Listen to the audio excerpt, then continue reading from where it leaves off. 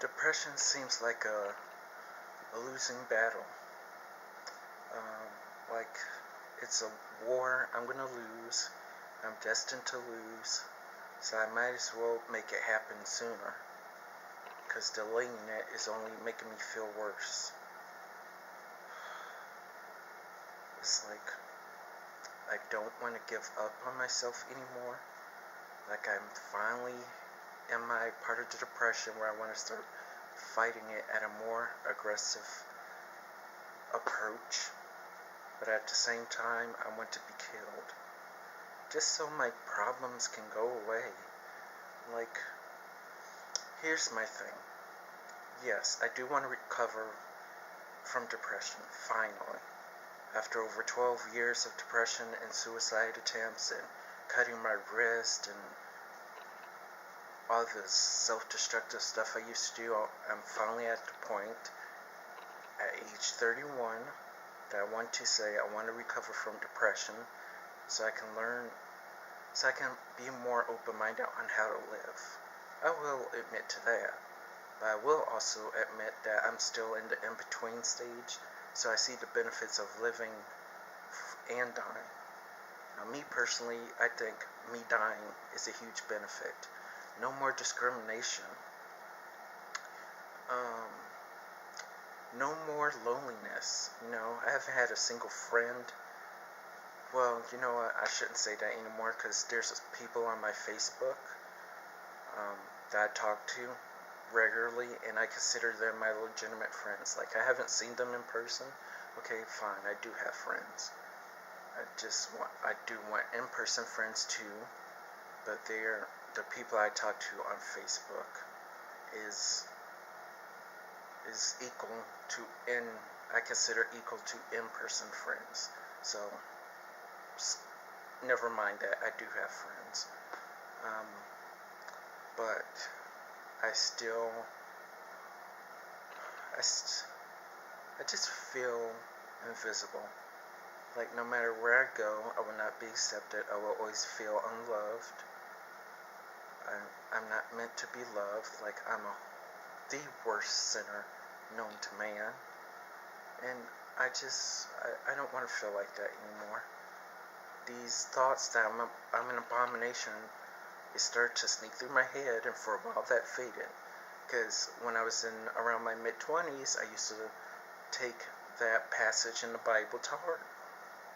I literally thought I was the only abomination in this world because I was gay, and I was being cursed with depression and social anxiety and hatred from other people because of this curse. Technically, I don't believe that anymore. If anything, the only reason why I'm an abomination is because I cannot go one day without making mistakes. I hate mistakes, I hate failure, and I hate life. I'm an abomination for wanting to fight against my suicidal urges. That's why I'm an abomination. It has nothing to do with my sexuality anymore. I feel like that part of it evolved. But even that, I'm fighting those thoughts, but I want to believe it at the same time. And if I'm dead, I wouldn't have to deal with any of this anymore. Death is such a great way for me to solve all my issues, but at the same time, not only am I too exhausted for suicide in a way, but my passion to want to take my own life is like almost died out. It's like, I get the thoughts, but I'm like, yeah, forget it. Like, any self-harming passions and thoughts I get, I can easily fight them off now without ever doing it. I think part of it has to do with this rubber band. In fact, not too long ago, a few weeks ago, I bought a whole box, or not a box, but it's like a bag. Here it is, of rubber bands. So what you do is you put a rubber band on your wrist, and then you pull on it. So, like, I only do it if I really have the urge to want to kill myself. I pull on it, and I can't do it because I'm holding the camera with my other hand, but you pull on it, and it gives you It doesn't really hurt, but at least it's one way of me hurting myself without actually hurting myself. It's a coping skill that works for me. And if anybody else sees this, which you probably won't because I'm invisible to the world, um, I would recommend that if you know anyone, or if you are that person that struggles with depression and suicide like I do, please go get some rubber bands and put one on your wrist. It can be your right arm if you're like right-handed or left-handed or whatever, but I just choose my left because I'm right-handed. But um, just put it on your wrist and snap on it when you have these urges. Everyone's different, and so coping skills are different for different people, but it's something I could recommend. At least it's better than not using any coping skills at all. I mean, something, but I don't know. It feels like, here's the thing, yes, my death would be beneficial to the world, because I don't have friends or I don't have family in my life, so I deserve to be killed. But at the same time, I want to explore life, which is probably why I'm using the rubber band coping skill. I want to see what I've been missing over the past decade, because all I've really done was try to destroy my own life. I mean, I did work here and there, had jobs here and there, but a lot of it ended up in getting me fired for, well,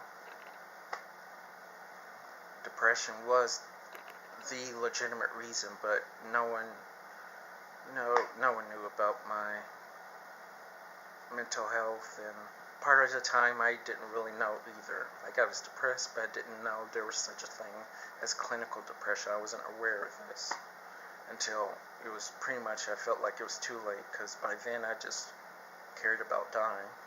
There's a part of me that wants to live too, and I feel like there's not enough benefits for me to live. The living part the small part of me who wants to live, wants to see new things, a new experience. I want to abandon the lifestyle that I had for many years, which is to hide in my place of residence. Now here's the thing. Today I was planning on going to this Old Grande thing. I don't even know what it is really. It's like a street festival, I believe, but I'm pretty much almost choosing not to go. Part of it is in fact, the main reason is depression. Fatigue is a huge problem with me.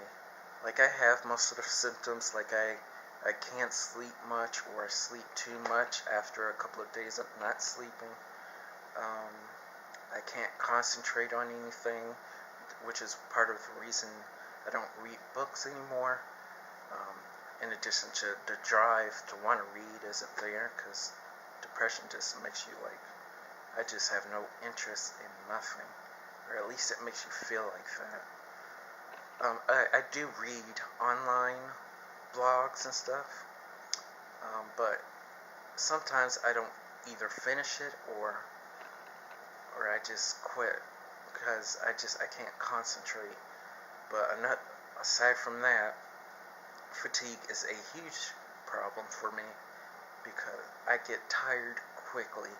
And today I went to Walmart, or not Walmart, but I went to McDonald's first, because I don't have breakfast in my apartment, because I rarely eat breakfast.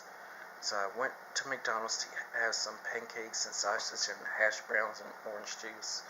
Then I walked down.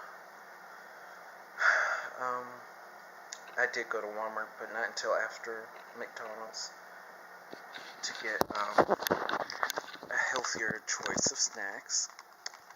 I've been eating this for about a month or two, well, actually 3, on and off. It's actually a much healthier it's seaweed, but it's actually very good. I love it. Um, I actually found out about this from a Japanese show called Super Sentai, and which Power Rangers uses their Japanese footage from that show for their action footage in Power Rangers, and one of the characters mentioned that eating seaweed helps your memory. So, and that's how I got started with that. I wanted to research and see if it was true, and turns out it does. Supposed to help your memory if you eat it for the long term. So, yeah, I wanted to get that. So that's how I got started with that. And got some other snacks too, and protein shake. But here's basically the point. I came back here just to drop my stuff off, and then now I don't want to move. I don't want to move.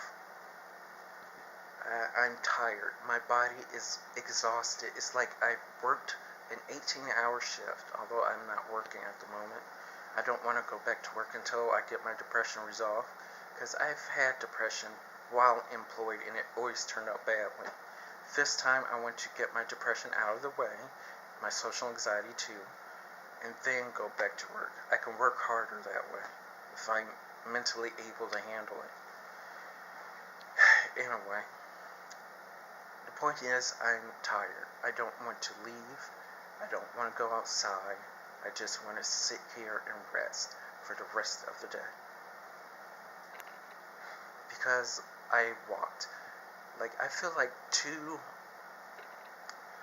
blocks is too much sometimes, actually most of the time. If I do any more of that, I just drain myself.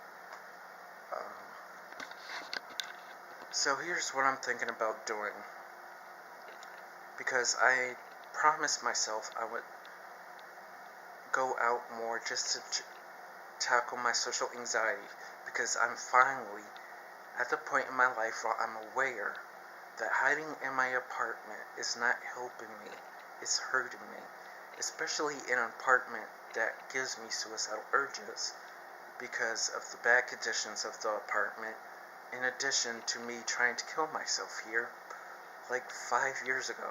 Wait, let's see, 2016, 15, 14, 13, 12, 6 years.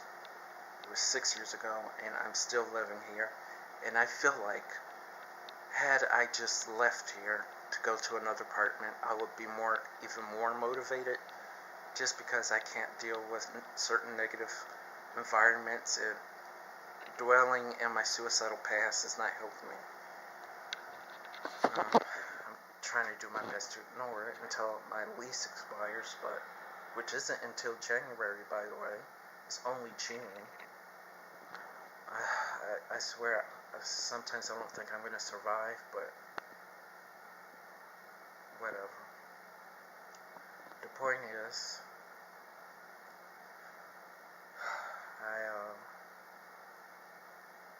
I can't hide in here. It's not helping me. But I'm also too tired to just walk up and down, probably on the street with thousands of people. That might be doing it much. And because June is Pride Month anyway, and I already signed up for my very first LGBT march and rally for June the 12th. And then I'm still going to go to the Pride at the end of June, which I think is the 27th to the 29th. It's somewhere around there. I'm going to check the dates again, but I'm choosing to not go to this street festival, because instead of going, for the LGBT events and stuff this month. So I'd rather do that. So what I'm going to do instead is probably go to Starbucks, get a nice venti s'mores frappuccino like I always get, upload this video because I don't have my own internet. I don't want my own internet until I get a new place.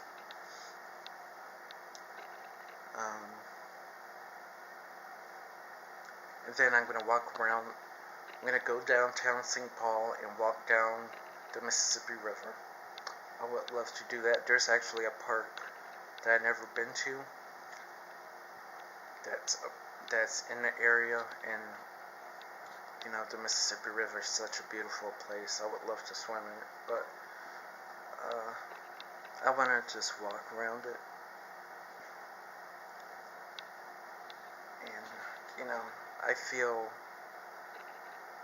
water helps me calm down, so that's probably what I should be doing anyway. I don't know, I've always been like that, especially around large bodies of water, especially if I'm actually swimming in it. Water helps me calm down, it helps me de-stress, so it's better than sitting in here all day. And so instead of going to a street festival, I'll just go to the LGBT ones this month, and I'm going to at least try to take it a day at a time, because yes, I still think that I deserve to be killed, but there's also a part of me that's growing that wants to start living. But I've had depression for over a decade. It's going to take me more than 4 or 5 months. Probably going to take me 9 to 10 months before I'm ready to start going back, before I'm ready to deal with the real world again. I think as long as I'm taking small steps from this point on towards getting my mental health better, like just walking today will be fine, enough for me. I think that's a start. I can't rush my depression like I get this feeling too, because I feel like recovering from depression is a waste of time. I should just drop into it, but truth is I can't just drop my past life or my current mental illness struggles right now. I can only do what I can handle, which really isn't much.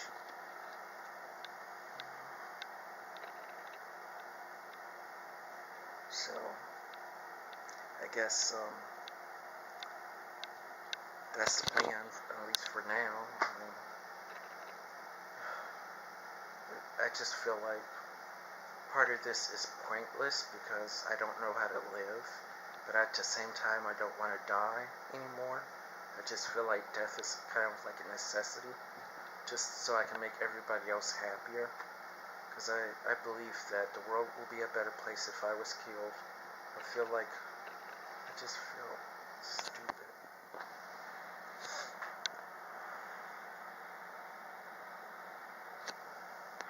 But I want to fight my depression, because I truly feel dead inside. I don't feel happiness, no. I don't feel anything except misery and self-destructive. But I have better control over my emotions, because if I was loose as I was like around 25, 26, I would love to cut my wrist open, watch myself bleed like I used to. I used to cut my wrist, and that was so much fun. That was my version of entertainment, self-harming. That was great. I have no regrets over it, but I do want to move on from it. So I guess vlogging was more to get my feelings out, because if I don't, I'm going to drive myself crazy, and I want to be more full-time with doing these vlogs, because it helps. I'm helping myself, and people can know that I am struggling with mental illness, and I'm basically recording. To be honest, this is just a video journal. Yeah, most of the stuff I talk about is depression, but even afterwards, I would like to still focus on my life.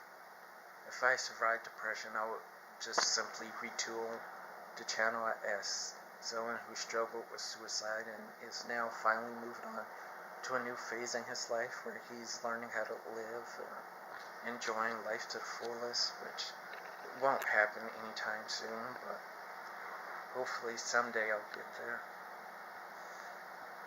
Right now, I truly can't handle, because now I feel even more tired. Holding this camera is starting to bug me. I feel so tired. Depression is just draining me, and I feel like there's nothing I can do about it. I need help.